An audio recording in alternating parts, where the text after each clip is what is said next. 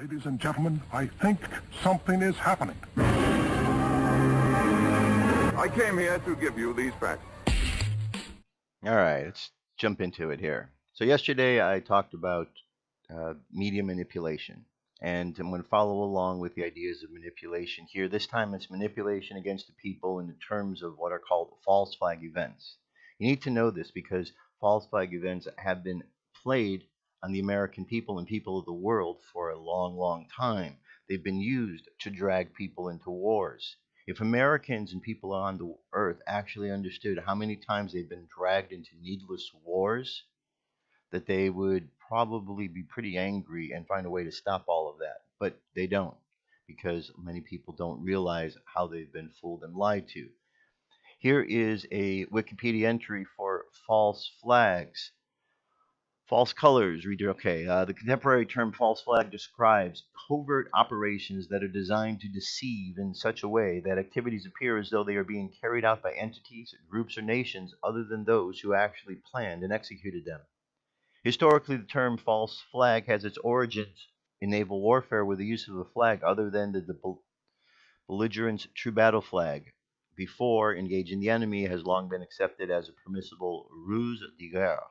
By contrast, flying a false flag while engaging the enemy constitutes perfidy.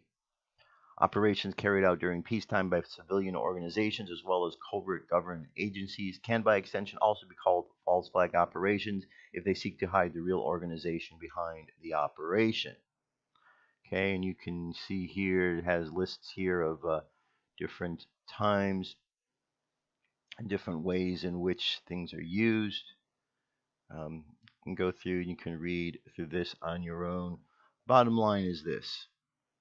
Bottom line is this. A false flag is when somebody does something and then you blame somebody else. It's like a pirate ship coming upon a British ship, and the pirate ship decides that they're going to launch the British flag.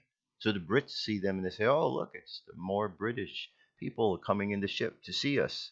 But when they get there, they find out that they were misled, and these are actually pirates who were pretending to be something that they weren't, and then they went ahead and took over.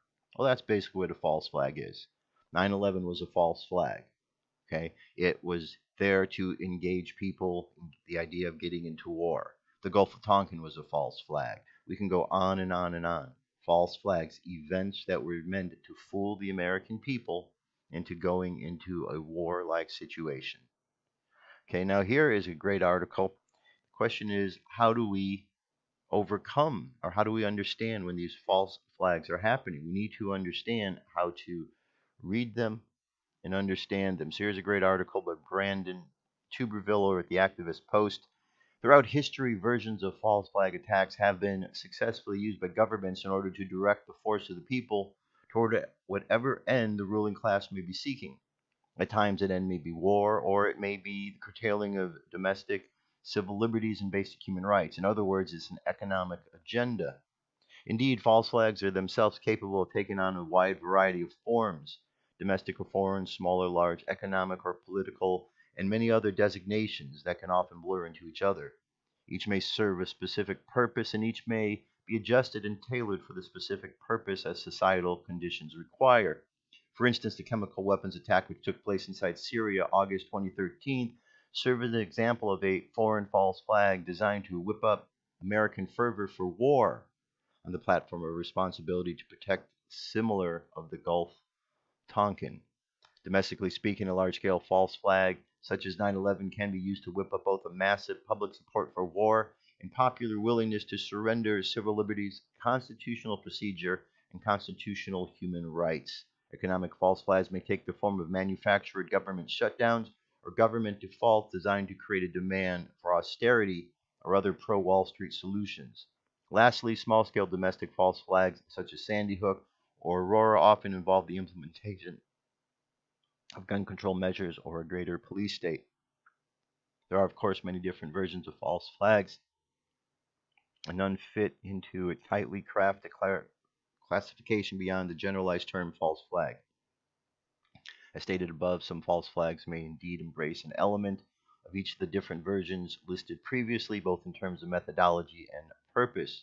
With that in mind, it is also true that while massive false flag attacks are also a possibility, it has been small-scale false flags coming in the form of shooters, most often the form of lone gunmen, that have been used most effectively by the ruling class and its mouthpiece media outlets for recent years. While the scale of the attacks have diminished, their frequency has increased. However, due to the growing competent alternative media and research community, as fast as the false flag attacks are launched, a volley of deconstructions of the official narratives are being provided. With many criticisms of the official version of events are widely, incredibly bordering on paranoia and impossibility, there are capable outlets and researchers who are able to expose the false flags for what it is. Indeed, it is for this reason that the false flag has suffered serious setbacks in terms of its effectiveness as of late and why it continues to do so. Okay, so here are 11 different ways in which to understand. One, this says following list are some of the common elements of the false flag attack which should immediately be looked at in the event of some other incident that pulls at the heartstrings and emotions of the general public. One, it's a high profile event. First question would be asked, is this high profile incident? The answer was fairly obvious. If an attack takes place at the World Trade Center complex, causing the buildings to explode and collapse, or if it takes place at the White House or Pentagon, it is clearly high profile. Thus, the location can be factored in. In other circumstances, however, the act may be the major factor, such as the case of Sandy Hook, a nationally unimportant location, but a horrific act that made the national news nonetheless. Okay, changing stories. You've heard this oftentimes, where the stories go back and forth. The reporters don't seem to know what's going on. Simultaneous drills. Okay, oftentimes there'll be an activity such as a drill in order to train people taking place. Okay, as an example here is the London bombings, the 7/7 bombings. They were training for if a bomb went off in the tunnels, and guess what? A bomb went off in the tunnels, just like they were training for. Cui bono, the most important question to ask after any high-profile incident is cui bono, who benefits? Follow the money. Unanswered questions. We have whole realms of unanswered questions that occur from these events. And when you start noticing questions that don't get answered, it starts adding up and you realize that there's something more going on than meets the eye. Case is closed quickly, often a sign that they don't want to look into it. Suspects are often in connection with the different intelligence agencies. Another very important thing to be aware of. Convenient scapegoats. We hear this all the time.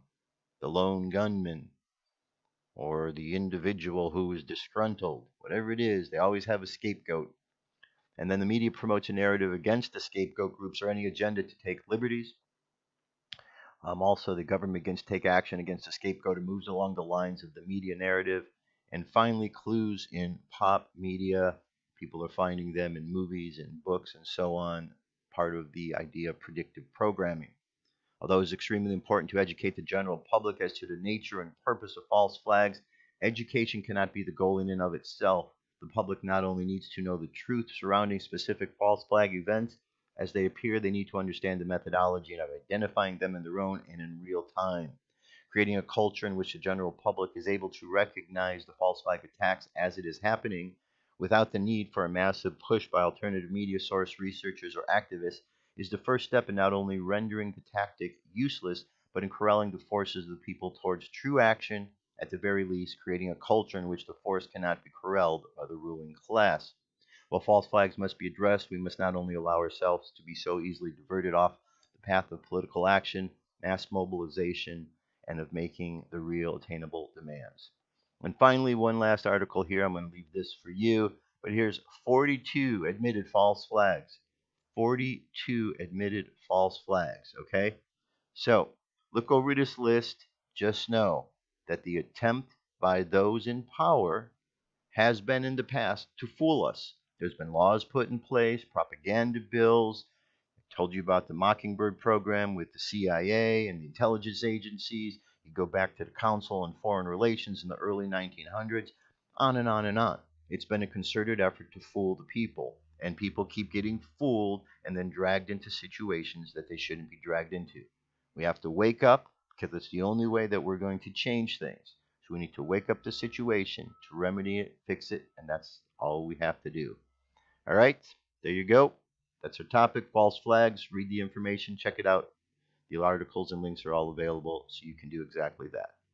I'll be back.